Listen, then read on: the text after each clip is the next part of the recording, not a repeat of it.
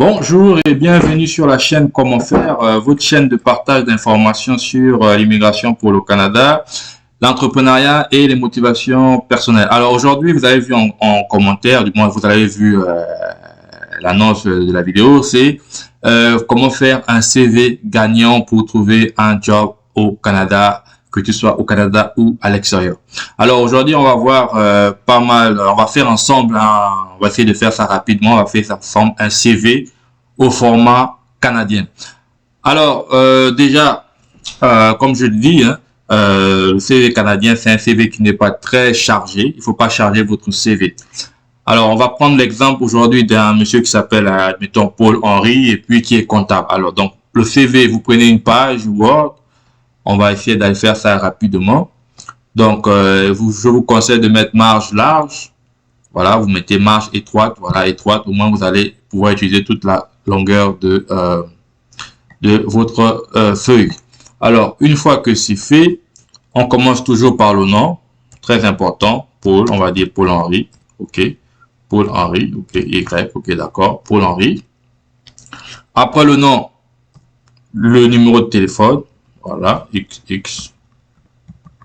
Alors, tout au long de la vidéo, je vais vous donner des astuces. Donc, je vous invite à regarder la vidéo jusqu'à la fin pour ne rien rater. Alors, ici, après le numéro de téléphone, vous mettez votre adresse électronique, hein, l'adresse électronique. Admettons que celui-là, son adresse électronique, c'est Paul-Henri aussi, @gmail, voilà, ok.com. Alors, très important ici, le numéro de téléphone. Si vous êtes à l'extérieur du Canada, je vous déconseille de mettre votre numéro de téléphone. Tout simplement parce que si vous mettez votre numéro de téléphone et que c'est un téléphone qui est extérieur au Canada, le recruteur ou la personne qui va tomber sur votre CV ne prendra pas le temps de vous appeler à l'extérieur du Canada parce que c'est coûteux déjà. Et tout simplement, il va mettre votre CV de côté parce qu'il va se dire c'est une longue procédure pour vous faire venir au Canada. Donc, si vous êtes extérieur du Canada, limitez-vous juste à votre adresse électronique et that's it. OK, et ce serait tout. Ainsi, si la personne est intéressée par votre CV, la personne fait obligé de vous écrire et là, maintenant, en vous écrivant, vous allez peut-être donner plus d'envie à la personne de vous faire venir au Canada. Donc, si vous êtes à l'extérieur du Canada, ne mettez pas votre numéro de téléphone. Si vous êtes au Canada, mettez-le. Ça fait que la personne va directement vous appeler vu que les appels sont gratuits. Mais à l'extérieur du Canada, ne mettez pas votre numéro de téléphone. Si vous avez un LinkedIn aussi, mettez votre lien LinkedIn sur le profil. Ça permet aussi de recruteur de partir directement sur votre page LinkedIn et de voir ce que vous avez eu à faire dans la vie. OK. Donc, une fois que vous avez fini votre première partie, c'est la première partie, hein, le nom avec le numéro de téléphone et l'adresse mail. Alors, vous allez constater que, très important, je ne mets pas de photos. Ici, au Canada, on ne met pas de photos dans le CV. Pas de photos dans le CV. Si vous en mettez, rassurez-vous que vous allez diminuer vos chances d'avoir un emploi à cause de la photo que vous aurez mis sur votre CV. Ça, c'est première astuce. Deuxième astuce, ne mettez pas d'informations personnelles. C'est-à-dire votre situation matrimoniale, si vous êtes marié, divorcé, si vous avez des enfants ou pas. Ne mettez pas cela dans votre CV. Ça n'intéresse pas les recruteurs. Par contre, si vous le faites, vous mettez vos chances, du moins vous diminuez vos chances d'avoir un emploi. Alors, je disais que le CV canadien, c'est un CV qui n'est pas surchargé, mais n'empêche qu'on peut quand même mettre une petite ligne de démarcation. Ça ne fait pas de mal. C'est juste pour un peu d'esthétique, pour rendre le CV plus ergonométrique. Donc, vous pouvez mettre une petite ligne comme celle que je fais là. C'est à vous de voir. Vous pouvez mettre une petite ligne. C'est tout simple et ça permet de rendre le CV ergonométrique. Alors, une fois que vous avez fini après cette partie, vous venez ici. Ici, c'est vous mettez profil. Profil ou résumé, ça dépend. C'est vous qui voyez. Mais c'est... Voilà. Ici aussi au Canada, on appelle aussi le CV le résumé. Donc, resume en anglais ou bien en français. Bon. Profil, entre parenthèses ou... voilà, je vais mettre ça quand même, c'est selon que vous choisissez. Ou résumé. OK. Une fois que vous avez fait ça, vous aussi mettre encore votre petite ligne de démarcation votre petite ligne de démarcation pour rendre votre profil plus ergonométrique, comme je le disais tantôt. OK. Ensuite, là, on le colle et puis... OK. Bon, je fais ça comme ça. OK, c'est petite ligne, hein, c'est à vous de voir pour ne pas mettre. Donc ça, c'est... Voilà, c'est fait. Alors ici, vous mettez une petite phrase. Une petite phrase, j'ai dit tantôt que Paul-Henri, c'était je veux dire quoi, un comptable senior. Donc vous pouvez mettre ici comptable, vous pouvez mettre ici comptable senior. Donc une petite phrase, comptable senior avec admettons plus de 9 ans d'expérience professionnelle, plus de 9 ans d'expérience, plus de 9 ans d'expérience professionnelle dans le domaine de la comptabilité. Bon, je me répète un peu pour ne pas mettre aussi encore dans le domaine de la comptabilité, mais bon, je le mets quand même, on ne sait jamais, bon, dans la comptabilité. Alors, ça c'est fait, c'est dit.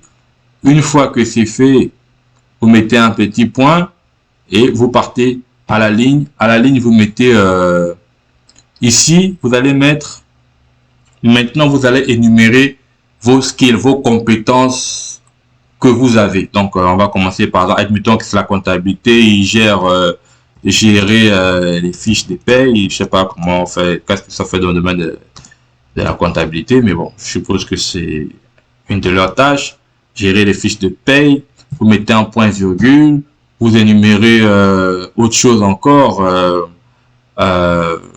faire par exemple les bilans généraux, je sais pas, les bilans financiers, je sais pas, de la société, bilan financier, faire les bilans financiers, je sais pas moi, peut-être un point virgule, ainsi de suite, vous listez la plupart des compétences que vous estimez importantes. Mais, chose très importante, mettez toujours les verbes à l'infinitif, mettez toujours des verbes à l'infinitif, au moins, et des verbes d'action, ça prouve que vous faites ces choses-là, vous êtes capable de faire ces choses-là. Alors, vous allez aussi mettre à la fin de ce truc, à la fin de vos tâches, de vos skills, vous pouvez mettre aussi quelques on va dire quelques attributs personnels. Par exemple, vous pouvez mettre travailleur, voilà, travailleur, on va dire quoi, voilà, vous pouvez mettre travailleur, vous pouvez mettre sérieux. C'est quelques qualités que vous avez, hein, qualité, travailleur sérieux. Voilà, vous mettez un point virgule. Si vous êtes par exemple bilingue, vous mettez bilingue français-anglais. Voilà, ça peut être intéressant. Français-anglais. Voilà, ça peut être intéressant de mettre ça. Français-anglais. Mettez un point virgule. Et puis voilà, vous avez énuméré quelques capacités, ou du moins quelques attitudes qui vous qualifient. Donc c'est un peu ça. Une fois que vous avez fait ça, très important, deuxième astuce pour ceux qui sont là, ne mettez pas des zones de texte dans votre CV, tout simplement parce que la plupart des recruteurs, ils utilisent des logiciels et ces logiciels là ne lisent pas votre CV de façon en diagonale, comme on peut dire. Ils lisent, en fait, les logiciels utilisent des algorithmes qui repèrent certains mots-clés de votre CV. Donc, lorsque vous êtes en zone de texte, naturellement, les logiciels là sautent vos textes et ils ne peuvent pas les rentrer dans les lignes de texte. Donc, il faut faire votre CV comme si c'était une lettre que vous rédigez. N'insérez pas de zone de texte, sinon ça fait en sorte que vous allez passer outre certaines informations au niveau des logiciels. Alors, une fois que vous avez fini votre partie de profil, on vient maintenant sur votre expérience.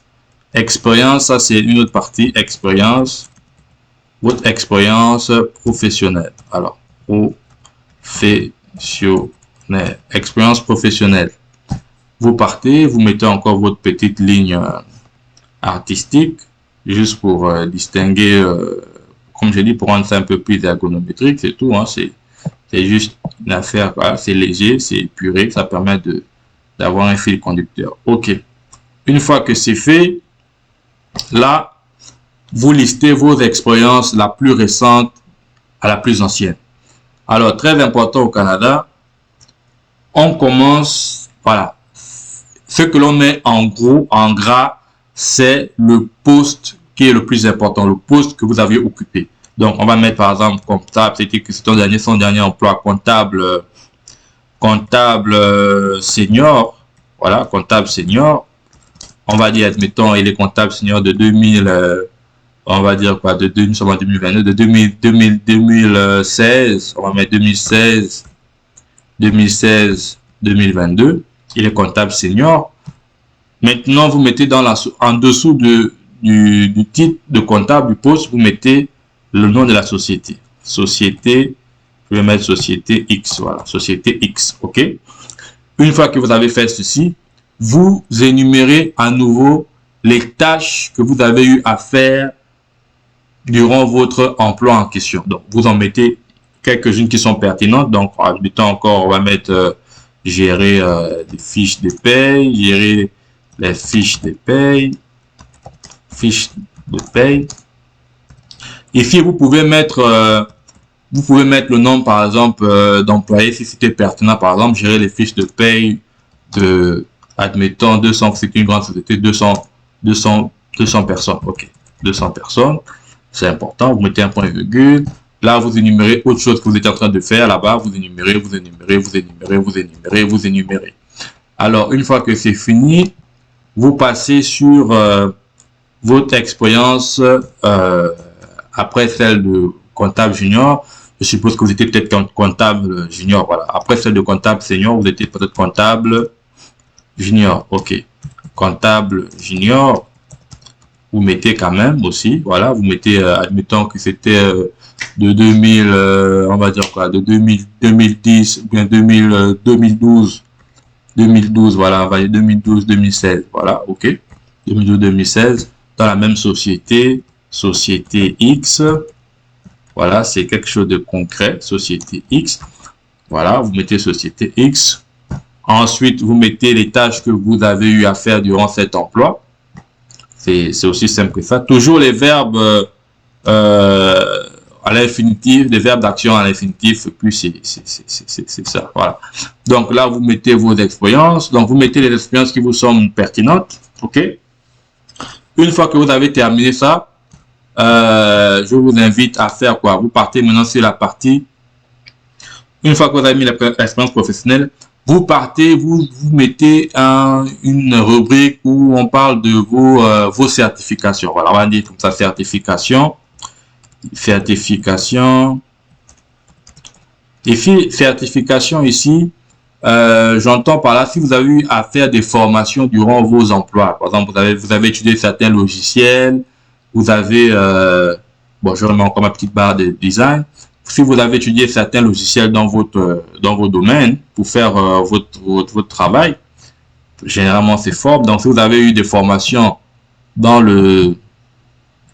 avec des logiciels particuliers que vous utilisez, dans cette rubrique, vous devez les mettre. Ça va permettre à ce que ce sera mis en exergue sur votre profil. Donc, ici, vous mettez, admettons, si vous avez fait, je sais pas moi, Edge, je sais qu'il y a un truc qu'on appelle Edge là-bas chez les gens qui font la comptabilité. Edge, par exemple, si vous avez fait ça en 2018, vous mettez une formation 2018, vous pouvez mettre le nombre de trucs.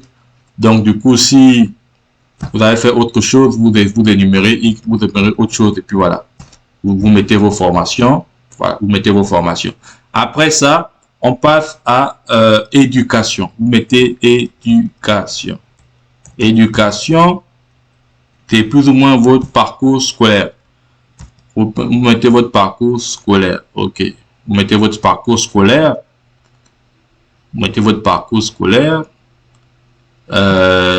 Naturellement, vous mettez le diplôme le plus élevé au diplôme, on va dire le diplôme le plus élevé, c'est naturellement le diplôme le plus récent, au diplôme le plus ancien. Donc, on y va. Ok, vous mettez par exemple master, vous avez un master en gestion, je sais pas moi, master en gestion. Master en gestion. Vous mettez l'année où vous l'avez obtenu. Donc, si ça fait 2 ans, on va dire, le monsieur, il travaille depuis 2012. Donc, on va dire 2010, 2012. Là, il a eu son master 2. Vous mettez le titre. Je veux dire, quand vous mettez le master 2 en gestion. Et ensuite, vous mettez l'école en dessous. Vous mettez à le truc, le titre du diplôme, et ensuite vous mettez l'école où vous avez obtenu votre diplôme. École Y. Ok. Ensuite, si vous avez fait une licence professionnelle, vous mettez licence, bon, on va mettre ça en gras, hein, on va mettre en gras, master en gestion. Et école Y, vous laissez comme ça. Donc ici, vous avez fait une licence en gestion. Bon, ce sont des exemples, hein, en gestion. Vous mettez votre titre. Admettons, c'était 2009, 2012. Voilà. À l'école X, Y, école Y, toujours, on va dire quoi, école Y. Ok. L'école Y, là, vous avez fini votre CV, plus ou moins. C'est un CV format canadien simple. Maintenant, pour ceux aussi qui ont fait du bénévolat, vous pouvez insérer entre les certifications et l'éducation, vous pouvez ici insérer bénévolat. Si vous avez fait du bénévolat dans votre vie, vous mettez votre truc de bénévole ici. Parce que il faut comprendre que le Canada aussi, c'est un pays qui encourage beaucoup le bénévolat et qui reconnaît le bénévolat. Donc, si vous avez à faire du bénévolat dans votre vie, vous pouvez l'insérer. Ça va vous apporter un peu plus de visibilité au niveau des recruteurs aussi. Voilà. Si vous avez fait du bénévolat, comme je dis, si vous avez fait du bénévolat, vous pouvez les énumérer ici. Si vous avez fait du bénévolat, si vous avez fait du bénévolat, le mentionner. Sinon, si vous n'avez pas fait de bénévolat dans votre vie, c'est pas important, c'est pas grave. Vous pouvez, tout simplement, vous ne le mettez pas. Donc, si vous avez, je répète, du bénévolat, vous pouvez mettre ce bénévolat ici. Après ça, là, vous avez plus ou moins un CV canadien standard. Donc, vous pouvez maintenant arranger ici, vous arrangez un peu votre blase, votre nom. Vous mettez ça un peu grand. Vous pouvez centrer. Voilà, vous pouvez centrer. Vous pouvez mettre comme ça. Ok, c'est cool, c'est correct. Ici, vous mettez tout ça en gras souvent. Et puis même 12. Ça permet de rendre votre CV plus ergonométrique. C'est ce que je disais, un peu 12. Voilà, vous mettez ça 12. Ça, c'est juste pour arranger. Donc, comme je le disais tantôt, c'est une chose qui est très importante aussi à savoir. Le Canada, il n'y a pas un CV standard. J'entends par là un CV standard, ça veut dire vous pouvez pas prendre le même CV pour l'envoyer partout. Ça, c'est la première chose, du moins ça, c'est ce que je tenais à vous informer. Si vous êtes là jusque-là, c'est que vous allez bénéficier de ça. Donc, il n'y a pas un CV standard. Ça veut dire quoi? Vous faites un CV standard qui vous sert de modèle de base et par la suite, ce que vous allez faire, c'est que chaque fois que vous allez postuler pour un emploi, il faudra modifier votre CV et ajouter des éléments pertinents, donc des mots-clés, par exemple, qui seront sur l'offre d'emploi. Vous allez prendre ces mots-clés pour ajouter à votre CV, ce qui fait que lorsque vous allez postuler pour cet emploi, le logiciel que le recruteur va utiliser va reconnaître ces mots-clés-là et mettra votre CV en exergue. Ça, c'est l'astuce phare que l'on ne vous dira pas. Donc, du coup, Il faut le comprendre. Vous faites un CV standard comme celui-ci. Je ne dis pas de mettre des informations qui ne sont pas vraies. Non, il faut mettre des informations vraies. Mais cependant, lorsque vous répondez, par exemple, on va partir sur Internet. Si on va sur Indeed, voilà, Job Indeed. Je vais faire un exemple simple. Job Indeed, on va cliquer ici. Job Indeed, on va mettre comptabilité, par exemple. Comptabilité. Comptable, voilà, ok, comptable, par exemple. Ok, je mets comptable, on va voir quelque chose rapidement, même si c'est en anglais, c'est pas grave. Alors, on va venir voir par exemple cette offre-là. Voilà, si on voit cette offre, vous allez regarder par exemple ici, qualification recherchée, ok? Minimum 5 ans, vous avez minimum 5 ans d'expérience, vous l'avez. Expérience en gestion multiple compagnie ou capacité. Si vous avez eu à faire quelque chose qui se rapproche de ça, vous pouvez mettre ça sur votre CV au niveau des compétences. Par exemple, ici, j'ai aussi connaissance de logiciels comptables et fiscaux. Lorsqu'on a vu certification là-bas, si vous avez des logiciels particuliers que vous avez utilisés, vous pouvez mettre ces informations-là. Et du coup, ça fait que votre CV sera plus ou moins matché avec l'offre d'emploi à laquelle vous postulez. Si je prends un autre poste, par exemple, de comptable, on va voir, par exemple, ici, je dois envoyer mon CV encore pour cette offre. Vous avez vu responsabilité, vous regardez exigence, par exemple. Voilà, qualification et compétences requises, excellente gestion, professionnalisme, esprit d'équipe. Ces genres d'aptitudes, vous pouvez encore les ajouter au niveau de vos skills. Ça fait que lorsque le recruteur va regarder, lui, il va rechercher ces mots-là. Dès qu'il va voir ces mots-là dans votre CV, ou son logiciel, dès qu'il va avoir ces mots-là dans son CV, dans votre CV, il va tout de suite mettre votre CV de côté comme étant un bon profil pour leur entreprise. Alors, chose très importante encore ici, mettez surtout, je vous conseille de mettre en pied de page.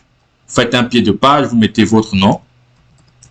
Paul Henry, vous mettez votre nom. C'est très important, je vais vous expliquer pourquoi.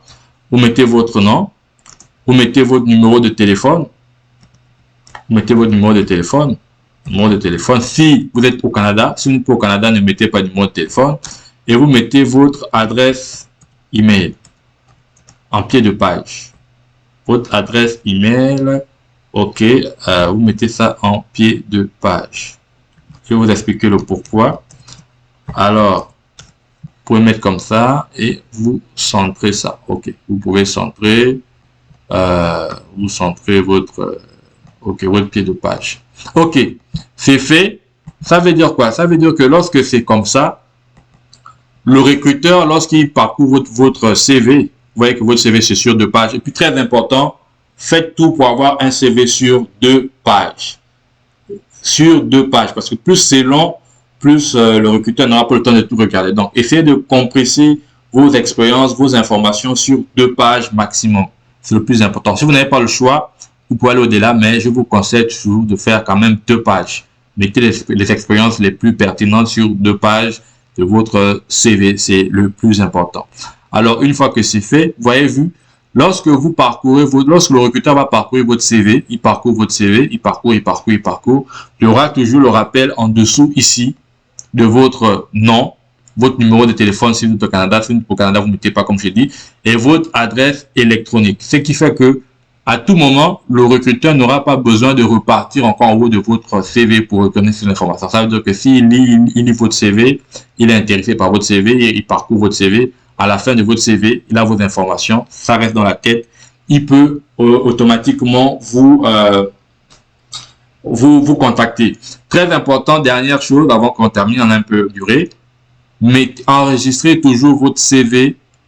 Gardez votre CV standard version Word, mais les versions que vous allez envoyer au recruteur par mail, enregistrez vos CV en format PDF. Ça permet à ce que la personne qui va ouvrir son CV, votre CV sur son ordinateur, vos informations ne seront pas désorganisées, déstructurées. Parce que vous savez que indépendamment que vous partez sur Word 2015, Word 2016 ou 2010, il peut y avoir des informations qui disparaissent ou bien du moins les formats qui diffèrent. Donc, les amis, c'est ce que je voulais vous dire aujourd'hui. Retenez que pour faire un CV canadien, il n'y a pas de miracle. Ça permet de vous mettre en exergue. Donc, partagez la vidéo, ça peut aider plus d'un. Et je vous dis courage dans vos recherches et à très bientôt pour une prochaine vidéo.